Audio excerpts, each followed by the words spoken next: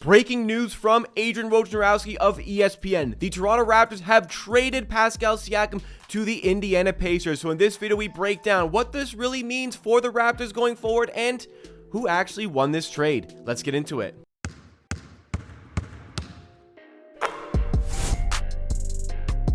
This is Amateur Hour Sports, the YouTube channel completely dedicated to providing you with Toronto Raptors news coverage and analysis in videos just like this. If you like what you see from today's video, then make sure you smash that like button. Help get us up to at least 300 likes on today's video. And if you want to see more Raptors content just like this, whether it be videos like this or live stream watch parties, make sure you're subscribed to Amateur Hour Sports, helping this channel on the road to 17,000 subscribers. But it is going to be a brand new era in Toronto, and it's going to be without Pascal Siakam. He has been traded to the Indiana Pacers, and even though it felt like a new era began in the summer when the Raptors lost Fred VanVleet to free agency, they fired Nick Nurse and replaced him with Darko Rajakovic, a lot of the themes of last season spilt over into this season, but finally, Masai Ujiri and Bobby Webster are attempting to take this team in a different direction, and that direction is going to be without Pascal Siakam being involved. The reset button well and truly has been hit with this trade, as Siakam has been sent to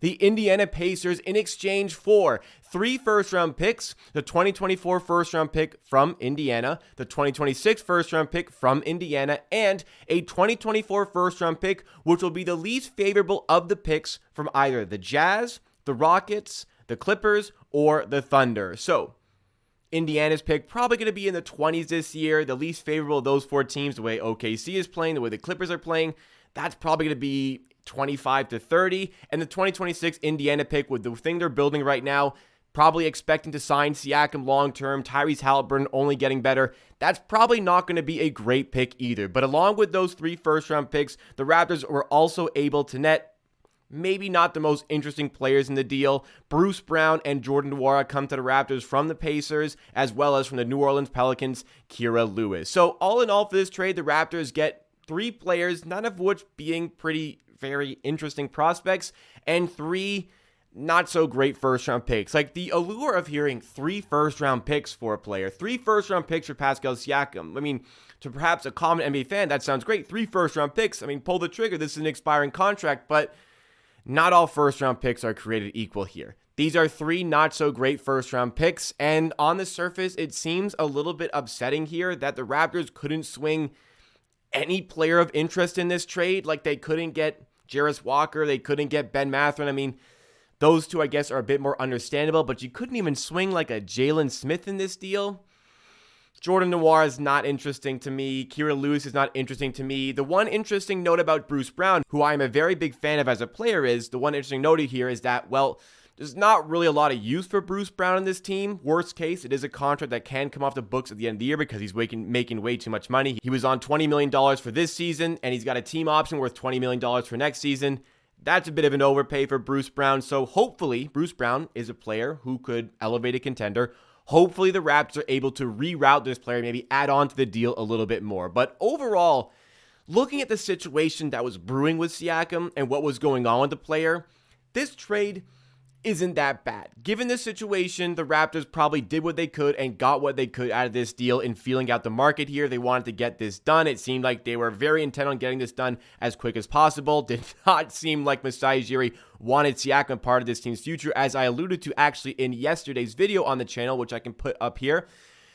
The Raptors wanted to move on from Pascal Siakam. Given the situation, they did a decent job. However, the reason the situation was so dire, the reason the situation was as bad as it is and as bad as it got, was on the front office. The front office created this negative situation by decreasing Pascal's value, by consistently hinting at a possible trade, consistently hinting at the fact that they don't really want him to be part of this team's future, and based on the way he's been used this season on court, where he has definitely not been the priority for this team in any shape whatsoever. And sure, Scottie Barnes can be the priority, but Pascal Siakam, as good as he is, if you want to win basketball games, should have had a lot more looks on the court. So, was everything making it apparent the Raptors wanted no part of Siakam? The value decreased to the player. If they really wanted to trade him, they should have kept tight-lipped in the summer, moved him in the summer. Instead, they take a cut price deal for Siakam, which I said in yesterday's video, If they want to trade Siakam, it's likely to be a cut price deal. As far as what this means for the Raptors and their plans going forward, this just screams out to me that they wanted no part of Pascal Siakam, and by any means necessary, were going to be prepared to trade him. They wanted to move on without Siakam, and it's very rare for Masai to go through a cut price deal in order to make that happen. Now, what we can assess of this situation is that Siakam was on an expiring deal.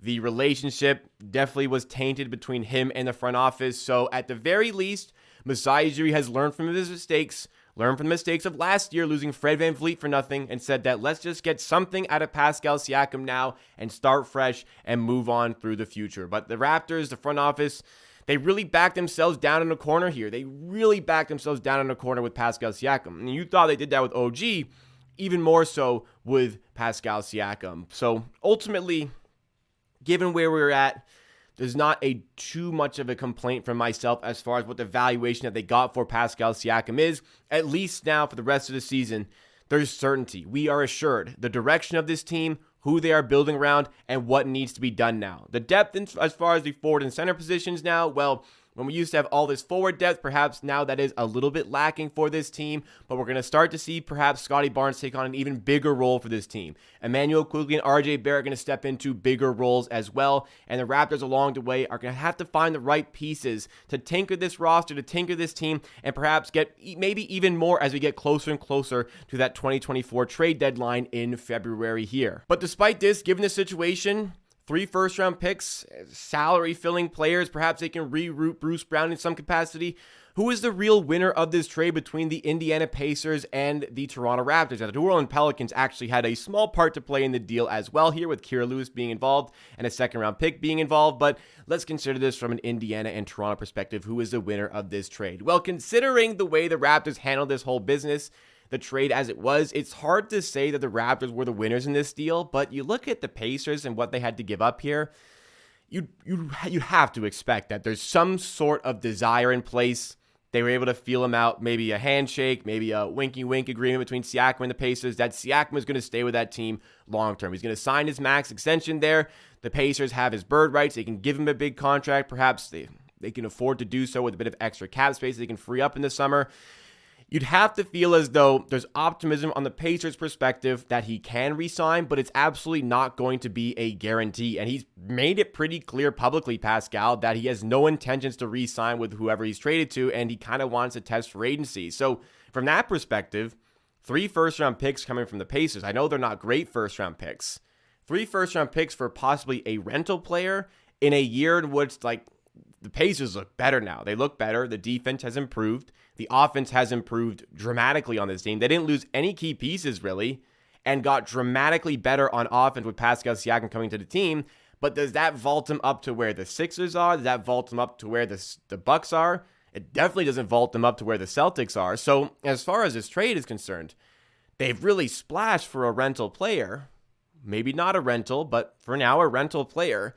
And they still aren't one of the best in the Eastern Conference. And to me, looking at the trade for the Pacers, I don't really like it for them either. So if you absolutely made me pick who won this trade, I'd probably have to go with the Raptors, though I don't think this is a stupendous return for the Raptors. I'm just not sure it really made sense for the Pacers to go and do this right now. I guess they really wanted to see what they had for the rest of the season, really give some help to Tyrese Halliburton for the rest of the season, and hey, maybe they see some openings that they want to attack in the East. Personally, I don't see it, but I'm not going to comment from an Indiana perspective. If they re-sign him and have him long-term, then maybe this makes sense. Siakam is still an elite offensive player, and he's going to look even better with the floor spacing that the Indiana Pacers are going to provide him. Siakam, I mean, I'm a huge fan of Siakam. I decided to rock the Siakam jersey for this one here today. It's sad to see him go, but if he's there long-term, it's a great situation for him to succeed in a town that's crazy about basketball and is going to covet a player of his caliber with two All-Star appearances and 2 All-NBA appearances on a resume, an MIP, a G League Finals MVP, and of course an NBA champion. A basketball crazy place like Indiana is going to relish having a player of that caliber coming into their team, and pairing him with Tyrese Halliburton from a neutral NBA fan perspective, thinking about that duo, it's kind of exciting. But the focus here is, of course, with what the Raptors did, trying to brush aside, obviously, the situation that was created by the front office and that limited what the Raptors could get in this deal. The Raptors are starting fresh here. 3 first-round picks. Now all of a sudden they have a late first-round pick, 2 late first-round picks for this season, as well as an early second-round pick. 3 pretty exciting players the Raptors can swing in the draft for this upcoming season. Maybe even an extra pick can be added on if they can move Bruce Brown as well and reroute him somewhere else where he's going to be on more of a contending team. A 2026 first-round pick to have as well going forward. Maybe even the Raptors, it's possible at this point now that they slip to a point where they fall to bottom 6 in the lottery and all of a sudden they have their own first-round pick to use this season. A lot of things that can factor in here, but what's nice and what's refreshing, as much as the deal is kind of meh, what's refreshing is we have an understanding of what the direction of this team and where this team is heading and who this team is building around. And the roster as it stands right now needs work, but the work starts now. We know what we have. We know what we have to do. It's on the front office to start to rectify the problems that they created in the past to try and shape this team the way they want to around Scotty Barnes. Again, sad to see Pascal go, but ultimately a necessary trade here. Did not want to see another player leave for free. The Raptors stopped wasting their time here. Got it done. We're ready for a new era in Toronto. Let's see where this team and this core can take us, especially if the core does shake up with 3 additional, maybe 4 additional players coming in that upcoming draft. So what do you make of the Siakam trade? Who won the trade? And what do you think this means for the Raptors? Give me all of your thoughts and opinions in the comments down below. That's all for me for today. Smash that like button if you enjoyed. Subscribe for more Raptors content. And check out Amateur Sports' sportsbook partner, Bet99, with the link in the description. Sign up to Bet99 today for everyday competitive sports betting odds and periodic Amateur Sports banger bet specials over there. Support the channel, support the people that support the channel, and I'll see you again next time for another video.